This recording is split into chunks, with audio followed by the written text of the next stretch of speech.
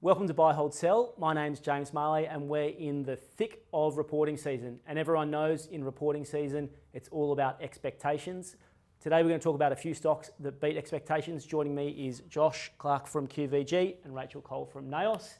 And we're going to talk about a few stocks and see how they went against expectations. Pinnacle Funds Management, it reported on a down day in the market and popped 7%. Maybe not the best result, but maybe better than expectations. Buy, hold or sell? Yeah, it was quite bizarre actually. For us it's a sell. We think, given very strong equity markets over the recent times, mix that with the fact that their fund growth is slowing, it doesn't bode well for the outlook. So I think it means that going forward, it makes it harder for them to grow as they have done in the past. So for us, it's a sell. Okay. Funds management, you should understand the space pretty well. Buy, hold or sell on Pinnacle? You'd hope so. Look, I think Pinnacle's a sell as well.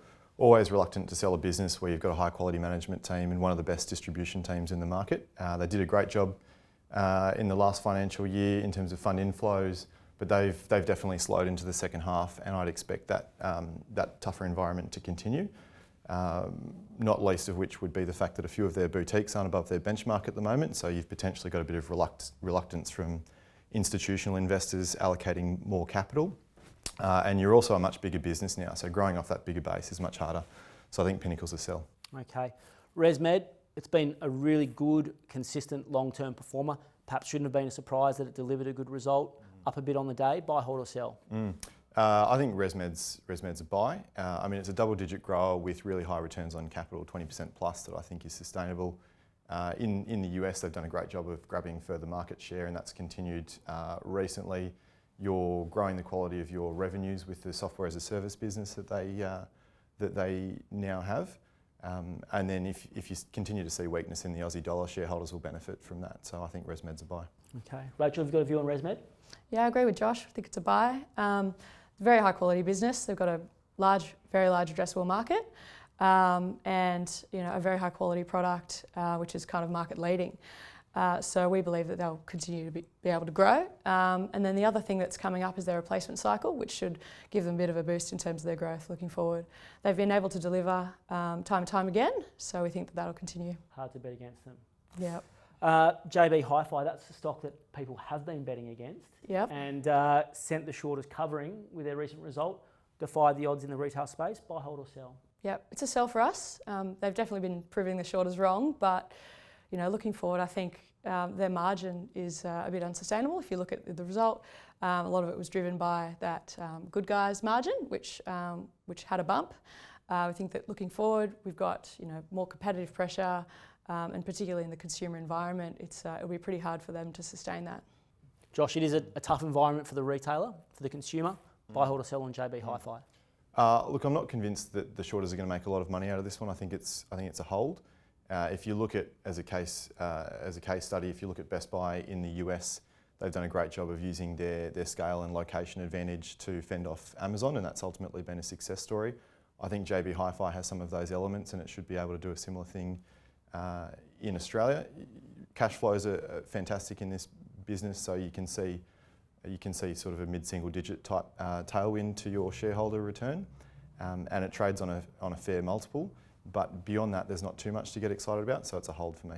Okay. Now I've asked both of you to bring along a result that you have taken a look at where you think you might be seeing something the market has missed. Josh, I'll let you tee off. I think Cooper Energy is probably one that fits that bill. There's not a huge amount in the portfolio that's reported this early into reporting season, but that was a result that came out. Share price didn't move. The earnings were entirely in line with expectations. But the market's overlooking the quality of the business. So you've got a business where the majority of the capex is behind them. They've just done $34 million of pre-tax earnings, which should go to a run rate of more like 180 in the next couple of years as they bring their production online. Commissioning is very, very low risk and very near term, so that should be sorted out within the next couple of months. And then you're paying 8 times pre-tax cash flow pre-tax earnings, I should say, on a business that's got a lot of growth options that aren't quite valued in that 8 times. So I think Cooper's definitely a buy. Okay, great. Rachel, have you got one that you think you're seeing something different, where you see something that the market might be missing? Yep, hopefully. My one is Lifestyle Communities. It's actually reported today. So it's come off a little bit on the basis that their settlement numbers have have kind of slumped into the next year, which is the guidance that they've given. However, that's been due to some planning delays and essentially just some part and parcel issues of what they do is getting approvals. So we think that that's a near-term issue that will wash out and essentially be down to timing. So we think the market's probably focusing too much on that.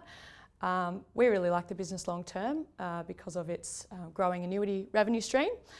Very good management who are well aligned with the business as well. You've got the CEO being the largest shareholder of the business. So we like that stock going forward. Okay, great. Remember, on the day there'll be lots of movements around the share prices. See if you can look through and find some of those long-term winners.